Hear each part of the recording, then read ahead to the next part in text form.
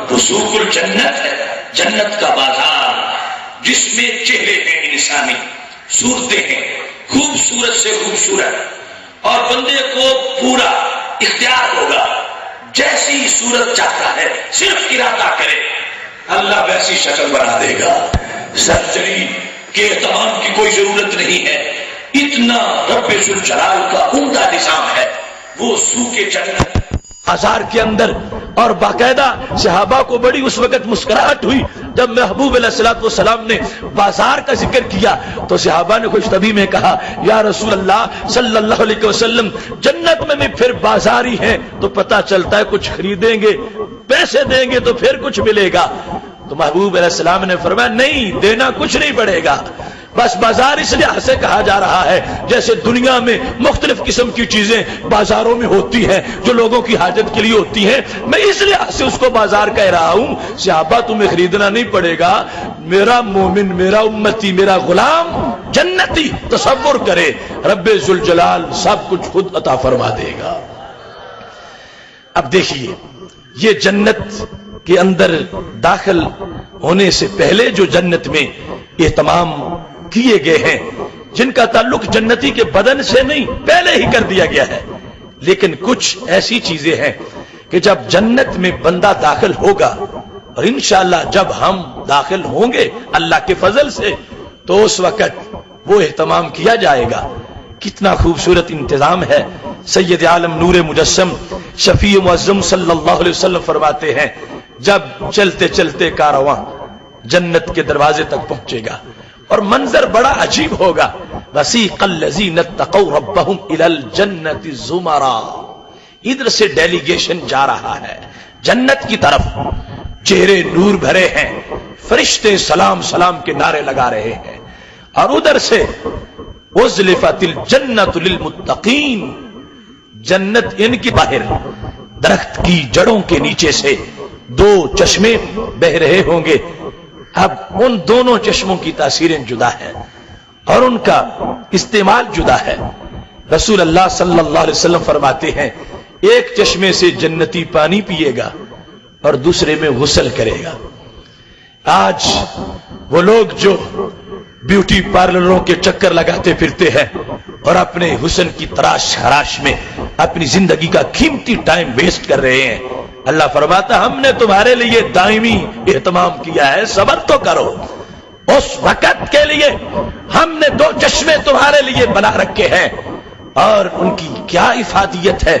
میرے نبی علیہ الصلوۃ والسلام فرماتے ہیں ایک میں سے جنتی، جو جنتی بننے والا ہے، جنت میں داخل ہونے والا ہے، ابھی ہوا نہیں، ایک میں سے وہ پانی پی لے گا تو کیا ہوگا، فَأَذْهَبَتْ مَا فِي بُطُونِهِمْ، اندر سے پوری طرح صفائی ہو جائے گی، کوئی چیز اس کے بعد اس کے اندر ایسی نہیں رہے گی کہ جو جنت کے مقام کے لائق نہ ہو، کیونکہ اب جنت میں جانا ہے تو جہاں سنگریزے بھی یاقوت کے ہیں تو وہاں لیٹرینیں تو نہیں ہوں گی۔ جنت میں اس نے جانا ہے تو جنت جانے سے پہلے رب ذوالجلال کا اہتمام دیکھو کتنا خوبصورت اہتمام ہے۔ پانی پیے گا، سب کچھ جنت سے بہر ہی اس چیز کا خروج ہو جائے گا۔ اب اس کے اندر کوئی چیز ایسی نہیں ہوگی کہ جس کو گندگی سے تعبیر کیا جا سکے۔ اب جس وقت وہ جنت میں جائے گا تو کیا انداز ہوگا، لا یبولون، یہ دیکھو رہن سہن جنت کا، بول پیشاب نہیں کریں گے، لا یبولون ولا یتغوطون ولا یمتخطون، یہ نہ پیشاب کریں گے نہ پاخانہ، اور نہ ہی تھوکیں پھینکتے پھریں گے۔ یمتخطون کہ زکام ہے اور بلغم ہے اور جنت کا ماحول خراب کر رکھا ہے، نہیں نہیں، اللہ اس بندے کو شرمندہ بھی تو نہیں کرنا چاہتا۔ جنت میں اللہ نے اس کی بھی ضیافت کی ہوئی ہے کہ سب کچھ اس کی اپنی بھی تیاری کروا دی جائے۔ اگر جنت بڑی عمدہ ہو اور یہ اس طرح دنیا کے حال میں داخل ہو جائے اور فرشتے دیکھیں اور پھر اس کو شرمندگی ہو، رب نے بنائی بڑی اچھی ہے مگر میں اس کے ساتھ کا حشر کر رہا ہوں، تو پھر بھی اس کو شرم آتی، تو رب ذوالجلال نے اس کی بھی تیاری کروا دی۔ پانی پلایا، پانی پلانے سے ہر طرح کی آلودگی بدن سے نکل گئی۔ اب جنت میں جائے گا، نہ بول نہ پاخانہ اور نہ ہی یہ کہ بلغمی تھوک پھینکے، یم تاخیتون کا مطلب ہے کہ ناک صاف کرے، اور یدفلون کا مطلب ہے کہ تھوک پھینکے۔ کوئی چیز بھی ایسی نہیں کہ جس سے اب جنت کی آلودگی کا خطرہ ہو۔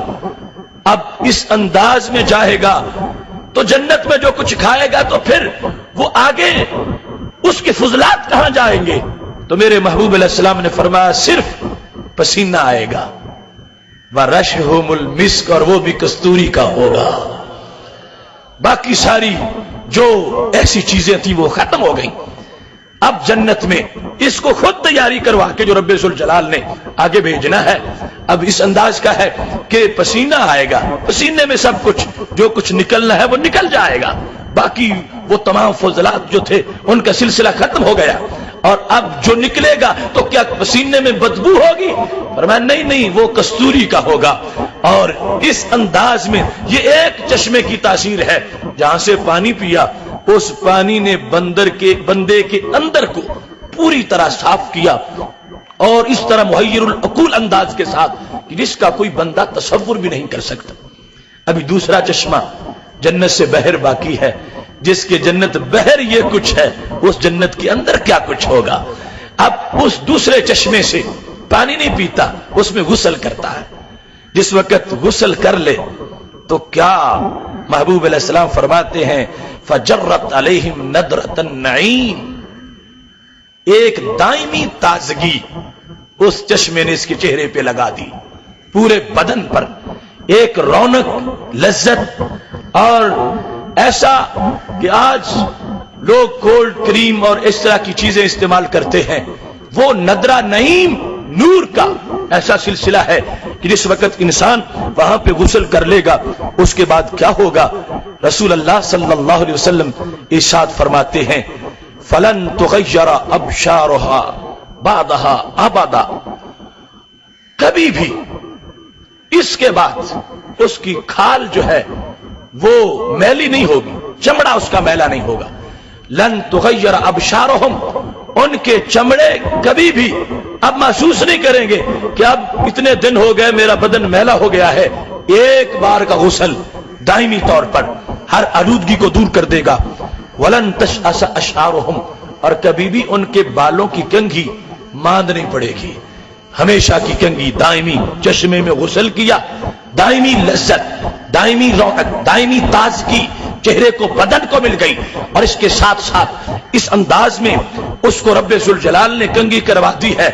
یہ تیاری ہے اس جنت کے بیوٹی پارلر کی کہ جہاں ایمان والوں کے لیے وہ انتظار میں ہے کہ دنیا میں صبر کرو، کوئی پراگندہ رہو، کچھ سادے بن کے رہو، آؤ تمہارے لیے تیاری بہت زیادہ کر دی گئی ہے۔ اب وہ ان دو چشموں میں جس وقت نہا لیتا ہے، ایک میں نہاتا ہے، ایک کا پانی پیتا ہے، اب جنت میں داخلے کا وقت آ جاتا ہے۔